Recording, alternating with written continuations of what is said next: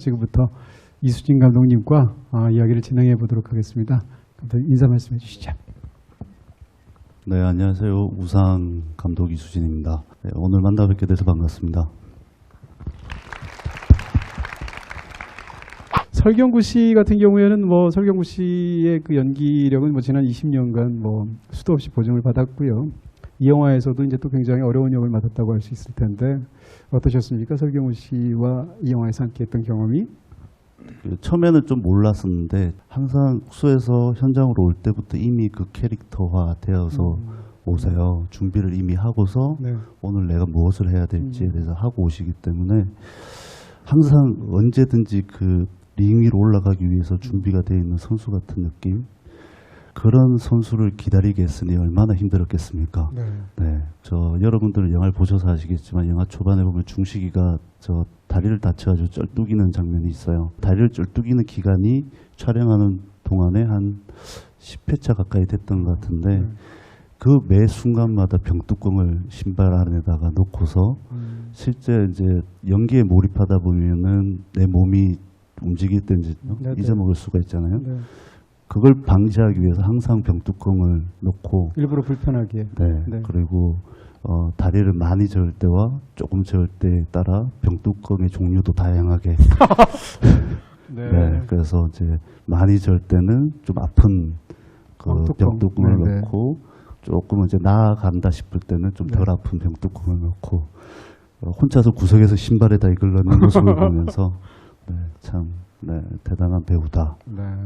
괜히 설경구가 아니구나라고 생각을 했던 것 같습니다. 네. 중식이라는 인물, 련화라는 인물은 혹시 그러면 장명에 대한 감독님 어떤 생각이 있으셨나요? 관객분들이 모르더라도 글을 쓰는 또 연출하는 제 입장에서는 저만의 어떤 느낌은 있어야 된다라고 항상 생각을 해요. 그래서 중식 같은 경우에는 그 실제 중식, 조식, 중식, 석식 할 때의 중식이 여러분들이 영화를 보셔서 아시겠지만 중식이라는 삶이 굉장히 고달프잖아요. 이 영화의 시작에서 끝까지. 그리고 아마 이 영화에서 보여지지 않은 그 전사까지도 상상만 해도 이 사람은 참 녹록지 않은 삶을 살아왔겠구나라는 걸 느낄 수 있을 것 같아요. 저 개인적으로는 그 아침, 점심, 저녁 중에 저녁이 제일 맛있거든요. 그런데 점심은 사실 어떤 스쳐 지나가는 그러니까 일을 할 때 잠깐 때우는 어떤 느낌이 너무나 강해서 이 사람의 어떤 고달픈 삶을 잠깐 이름으로 빗대어 이야기할 때 한 중식 정도가 되지 않을까 이런 생각을 했는데 그렇게 너무 감탄하시면 안 됩니다. 아니요, 저는 깜짝 놀랐습니다.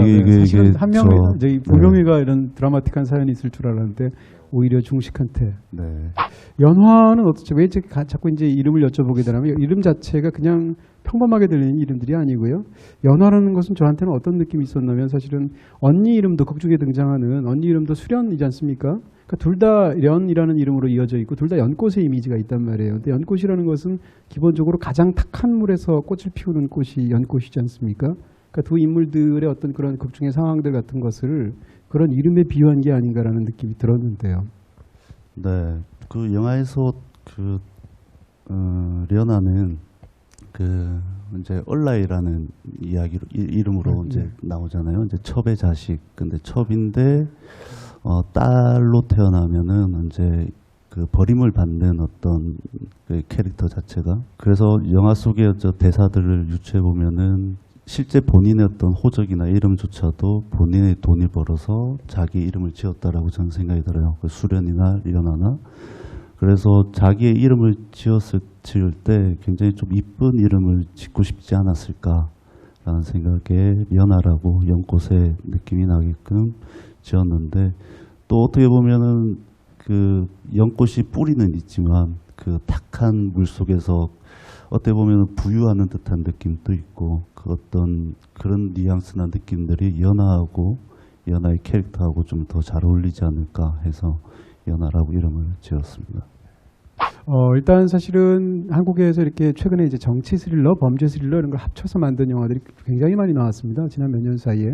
그래서 저는 이제 이런 인물이 한국 영화를 보는 관객들한테 굉장히 익숙할 거라고 처음에는 생각을 했는데 영화를 보다가 이 명예라는 인물이 굉장히 신선하게 느껴지는 부분이 있습니다. 그것이 뭔가 하면 만약에 저 사건이 일어나지 않았더라면 저 인물이 어떻게 됐을까를 상상하게 한다는 겁니다. 그러니까 영화 속에서 이 인물은 사실은 이 아들과 관련해서 자기가 정치적인 위기가 생겼을 때 자기 어떤 야망이 위협받았을 때 어떤 선택을 하게 되는데 그것을 제외하고 나면 이 인물이 그렇게 나쁜 게 영화 속에 사실 그려지지 않아요. 예를 들면 좀 일반적으로 어떻게 묘사하냐면 이 인물이 뭐 성적으로 타락했다든지 아니면 도덕적으로 타락했다든지 이런 식을 통해서 그 사람이 나쁜 것이라 나쁜 놈이라는 어떤 전제를 깔고 이런 이야기들을 풀게 됩니다. 근데 이 영화에서는 그렇지가 않고 그것을 제외하고 본다면 사람이 약간 싸늘한 것을 제외하고는 사실은 이 인물은 그렇게 나쁘게 보이지 않거든요. 그렇지만 점점점 나빠지는 인물처럼 보이는데 이런 설정이 저한테는 굉장히 새로운 흥미로운 부분이 있었다라는 말씀을 드리게 되는데 그런 인물의 어떤 핵심적인 부분에 대한 질문을 드리게 되네요. 현실 속에 있는 인물이었으면 좋겠다라는 생각이 들었고 이 영화에서 시작할 때 이 인물은 굉장히 선한 마음으로 영화가 시작이 되죠. 그런데 어떤 사건에 어느 하나의 선택을 잘못하게 되면서 어떤 파국으로 치닫게 되는 그렇다고 해서 이 사람 마음속에 선과 악 중에 악만 있느냐 저는 또 그렇게 생각하지는 않은 것 같아요. 그 이유는 이제 우리들도 사실 우리들 마음속에 선도 있고 악도 같이 공존하고 있고 그게 이제 선이 악을 누르면서 생활하기 때문에 사회생활을 순탄하게 할 수 있다라고 생각을 하기 때문에 그래서 영화 속에서 보면은 명예의 그런 부분들이 보여지는 게 어떤 물의 이미지라든지 이런 걸로 인해서 본인의 양심에 의해서 보여진 어떤 트라우마들 이런 것들이 군데군데 나타나는 것도 그런 부분에서 좀 보여주려고 했던 것 같고 그 지점이 지금 말씀 주신 것처럼 아마 기존의 어떤 정치 영화의 어떤 캐릭터하고는 좀 차별화되어 있는 지점이라고 생각이 들고 또 하나는 저는 명예가 굉장히 냉철한 사람이라고 생각을 해요. 굉장히 차갑고 어떻게 보면 굉장한 완벽주의자라고 생각이 들어요. 그 극 중에서 보면은 김용구가 하는 대사 중에 저는 이해가 안 돼요. 왜 직접 사서 이런 고생을 하세요? 둘 중에 하나죠. 믿을 사람이 없거나 사랑을 못 믿거나. 명예는 그 큰 그림을 그리고 있다라고 생각해요. 자기의 마음속에. 그렇기 때문에 사전에 그 어떤 그 흔적도 남기지 않으려고 하는 그런 마음이 있었던 것 같습니다. 네. 마찬가지로 연화의 특성 관련해서 저는 이 영화에서 굉장히 흥미롭게 보이고 정말 아주 인상적이고 신선하다라고 보이는 비유처럼 보이는 게 닭에 관한 부분이었습니다. 영화에서 시작을 하면 이제 공항에서 그 동료 의원들이 마중을 나가서 아마도 공항에 있는 그 패스트푸드점에서 음식을 먹으면서 얘기를 하는 것 같은데 그때 이제 그 사람들이 먹는 것이 치킨을 먹고 있다는 말입니다. 근데 거기서 사실 치킨을 먹는 것은 그렇게 쉬운 일처럼 안 느껴지는데 그런 치킨을 먹으면서 굉장히 냉소적인 말을 김명곤 씨 같은 사람이 내뱉게 되죠. 근데 그 장면을 인상적으로 본 상황에서 우리는 연화의 비밀을 알고 있는 그 언니를 찾아가는 그 중식을 보게 되는데 그때 그 사람이 하는 일은 닭의 목을 날리는 것이고 그렇게 해서 털 뽑는 기계에다 넣으면 닭이 통닭처럼 나오게 되는 거죠. 이 이야기를 뒤집어 보게 되면 그들이 만들었던 통닭을 먹는 사람은 누굴까? 그 정치인들인 것입니다. 그런 어떤 순환 구조가 만들어지는데 문제는 뭔가 하면 이 영화에서 만약에 닭이라는 것을 우리가 이제 사회적인 약자라고 만약에 생각을 해버린다면 이 비유 자체가 굉장히 무시무시하면서 하나의 핵심을 담고 있다는 생각이 드는 거예요. 약자의 목을 날리는 것은 누군가라고 한다면 그들 역시 사회적인 최약자인 연변에서 온 그 자매들이라는 거죠. 근데 그들이 그 닭의 목을 날리게 되는데 그것을 최종적으로 먹는 것은 권력자들이 먹는 것 같은 구조가 만들어지는데 사회에서 일어나는 많은 범죄가 상대적으로 약자가 약자를 공격하는 경우들이 종종 있게 되는데 왜 그럴까를 생각하면 사실은 그 사람이 약해서 그런 일들을 벌이게 되는 부분들이 있지 않습니까? 그러면서 그것에 관한 어떤 최종적인 결과물들을 취식하는 것은 강자란 말입니다. 그런 면에서 이 닭에 관한 이야기나 치킨에 관한 이야기는 사실은 영화에서 어떤 이 영화의 하나의 핵심을 담은 것처럼 보여서 저는 사실 굉장히 무섭게 느껴졌거든요. 이런 닭에 관한 얘기를 제가 했는데 사실은 제가 치킨을 좋아합니다. 뭐 이렇게 말하면 안 되고요. 감독님의 생각을 좀 듣고 싶습니다. 네. 너무나 좋은 해석 같아서 제가 여기서 더 좋은 어떤 걸 하나를 던져야 될 것 같은데 막상 던져서 오히려 다운이 될까 봐 여러분들도 이런 해석을 한번 해보시면 좋을 것 같습니다.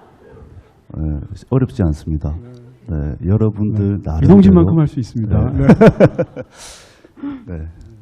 천호희 씨 하면서 눈썹이 아예 없잖아요. 이렇게 그게 분장을 통해서 이렇게 그런 디자인을 만들어서 놓으신 건지 아니면 정말 이렇게 확 밀어버리신 건지.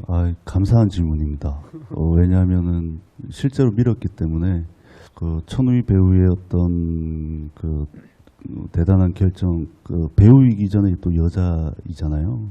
눈썹을 민 가장 큰 이유는 사실 테이핑 때문에 이제 뜯겨나간 거죠. 그래서 결국에는 이제 밀게 된, 그리고 말씀 주신 것처럼 좀 순짓한 그런 느낌으로 연하의 캐릭터를 좀 더 강화시키는 부분으로 쓰였던 것 같습니다. 네, 여기에 관해서 천우희 씨가 한번 대답을 해주시면 어떨까 싶은데 계시지 않나요? 네, 박수 한번 쳐주세요. 네. 안녕하세요. 천우희입니다. 네, 실제로 눈썹을 밀고 하신 거죠. 네, 감독님이 처음에 시나리오 때부터 거기에 눈썹이 없다라고 지문에 적혀 있어서요. 감독님이라면 아마 특수분장이나 CG를 하지 않으실 거라고 제가 느꼈고요. 그래서 감독님이 또 아무렇지 않게 얘기하시더라고요. 눈썹은 다시 자란다. 그래서 제가 그러면 저도 아무렇지 않게 밀 수 있다. 하지만 저를 위해서 같이 밀어주실 수 있냐 이런 조건을 걸었었고. 미셨나요? 네, 저의 첫 촬영 때 같이 밀어주셨습니다. 네.